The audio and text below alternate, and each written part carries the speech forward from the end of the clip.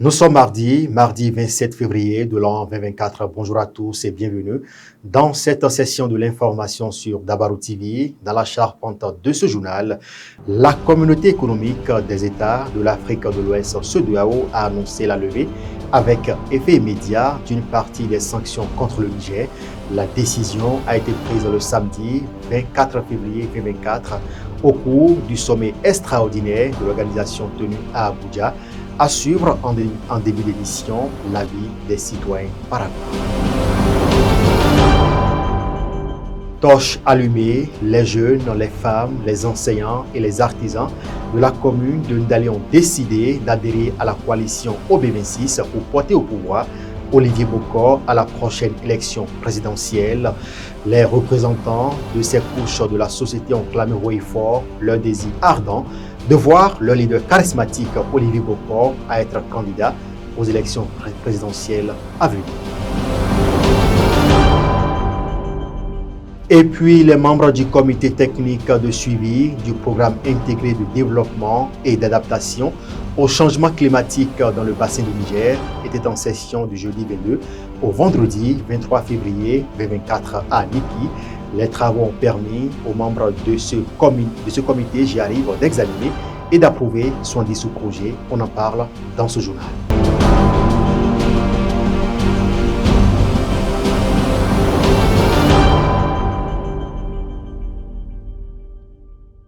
Voilà pour le sommaire. Bonjour et bienvenue. Si vous nous rejoignez, ouvrons ce journal par cette information. La CEDEAO a décidé de lever avec effet immédiat les plus lourdes sanctions imposées au Niger depuis la prise au pouvoir à Niamey du régime militaire qui a renversé le président élu Mohamed Bazoum en juillet dernier. Les frontières et l'espace aérien nigérien seront rouverts. Les transactions financières entre les pays de la CEDEAO et le Niger de nouveau autorisées et les avoirs de l'État nigérien de geler pour des raisons humanitaires.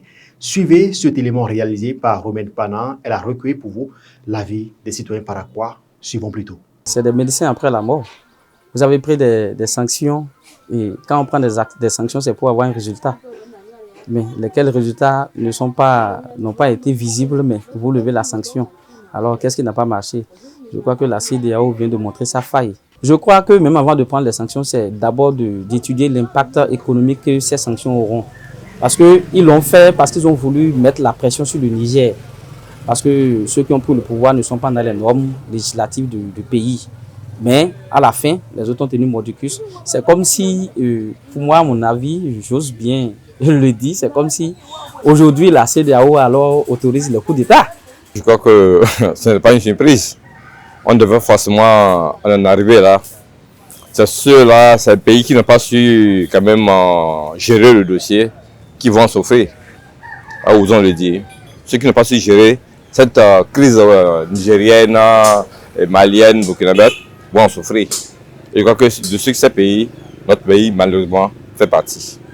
Parce que je sais que, d'accord, les frontières sont ouvertes. Est-ce que le Niger serait prêt à ouvrir sa frontière venant vers le Bénin? La question reste posée. Je salue cette décision de la CEDEAO, mais je leur demande vraiment de faire attention. Avant de prendre une décision, de s'asseoir vraiment et de mûrir vraiment les décisions, au risque que notre sous-région, quand même quand la libre circulation des biens et des personnes, prenne un coup qui n'est pas vraiment idéal pour le développement de nos différents États. Et moi, ça me fait mal parce que je sais que notre part autonome, notre économie, qu'on le veuille ou non, qu'on le dise ou non, a pris un coup. Cette sanction ne devait pas être lieu à ce moment. On devait patienter et voir autre moyen que faire. Les gens sont dit qu'ils ne veulent pas, majoritairement, qu'ils ne veulent pas. À cause d'une seule personne, regardez le nombre de pays qui ont souffert durant combien de temps. On dit qu'on a sanctionné le Niger, c'est faux. On s'est sanctionné nous-mêmes. En réalité, quand on dit qu'on a levé la sanction, moi je ne vois pas. Ça n'a rien eu de répercussion sur le Niger. Bien au contraire. Donc, il faille que nous comprenions que cette CEDEAO s'asseye et revoie ces tests-là. À quel moment il faut sanctionner et qu'est-ce qu'il faut faire pour sanctionner d'abord? On pouvait trouver d'autres moyens pour gérer ces situations-là. Ils ont levé, bien sûr, ces sanctions pour faciliter la transaction entre les pays frontaliers. C'est une bonne chose. C'est une bonne chose parce que il faut reconnaître que c'est la population qui souffre depuis plus de 7 mois, je crois. Les transactions sont freinées, vous voyez un peu, et ça fait un coup dur pour la population. Donc moi j'ai vraiment apprécié ça et je vais demander aux chefs d'État de mettre vraiment de l'eau dans leur vin parce que selon les informations c'est que le Niger ne démord pas et il est toujours campé sur sa position. Donc nous sommes tous les mêmes, ils n'ont qu'à vraiment mettre la balle à terre pour conjuguer les efforts ensemble. Et puis on parle politique dans ce journal à présent, à travers une caravane dans les rues de la cité de Bonakeri. Les jeunes, les femmes, les enseignants et les artisans ont décidé le samedi 24 février 2024 d'adhérer à la coalition OB26 pour porter au pouvoir Olivier Boko à la prochaine élection présidentielle. Emma Noussou et Chérif Dinkora y étaient. Voici pour vous leur compte rendu.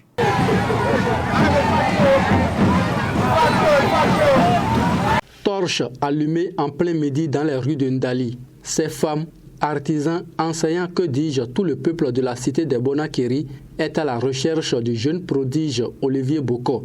Ils ont par la suite adhéré ce samedi 24 février 2024 à la coalition OB26 pour porter au pouvoir Olivier Boko en 2026 afin que les actions entreprises par le chef de l'État Patrice Talon depuis 2016 puissent se poursuivre. Nous avons décidé de prendre nos responsabilités pour donner à notre pays l'homme qu'il faut pour la préservation du positif, de la rupture qui regorge d'ailleurs d'énormes trésors et l'amélioration, sinon la perfection des mêmes domaines, surtout le social. Nous voulons saisir cette occasion pour demander à tous nos aînés, hommes comme femmes, têtes couronnées, les jeunes, les artisans, les transporteurs, à nous rejoindre dans cette dynamique pour qu'au soir des élections présidentielles de 2026, le Bénin en général puisse continuer dans la dynamique du développement et améliorer ce qui doit l'être. Jeunes et têtes couronnées de Ndali sont prêts à braver monts et vallées pour hisser très haut les idéaux de la coalition OB. Nous avons des enfants, ils ont été à l'école, ils ont leurs diplômes, ils sont à la maison, ils ne font rien. Donc, M. Boko, Olivier, il est là pour nous aider pour le développement de notre pays. Donc, nous aussi, qu'est-ce que nous allons faire pour l'aider? Les femmes, vous êtes là pour nous aider, non? Alors, acclamez pour M. Boko. Discret, pieux et respectueux des valeurs humaines mérite de diriger notre pays. C'est fort de cela que nous, jeunes de la commune de Ndali, nous appelons à sa candidature aux élections présidentielles de 2026. Le message n'est pas tombé dans les oreilles de sourds et les responsables de la coalition OB 2026 rassurent. Je vous rassure que nous serons sur la ligne de départ en 2026. Le président Boko Olivier sera sur la ligne de départ en 2026. Et avec Olivier Boko, vous aurez vraiment ce que nous appelons un budget hautement social. Un budget hautement social dans la pratique et non sur le papier. Boko est un homme d'engagement. Et notre condition, à travers tout le Bénin, il a beaucoup fait de bien. Beaucoup le connaissent en Ndali. Ils connaissent correctement le pays. Peuple de Ndali, nous avons écouté avec grand intérêt votre souhait de voir à la tête de notre pays,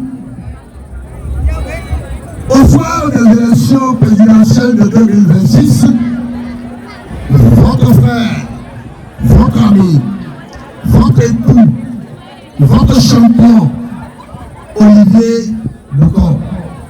Ce n'est pas un inconnu qui vient du ciel,